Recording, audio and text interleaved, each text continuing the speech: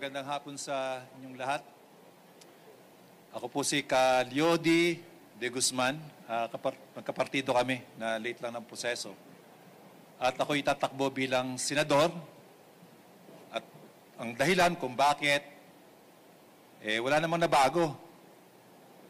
Doon sa mga nanalo, doon sa mga nangako. Ngayon babalik. Wala pa nga nang nagagawa para sa bayan. Wala pa nagagawa para sa mga manggagawa. Yung problema ng mga mahihirap, hanggang ngayon problema pa rin.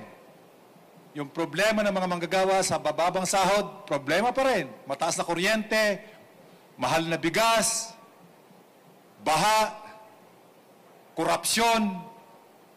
Lahat ng problema noon ay siya pa ring problema ngayon na ipinangako ng mga tumakbo noon, nababalik ngayon,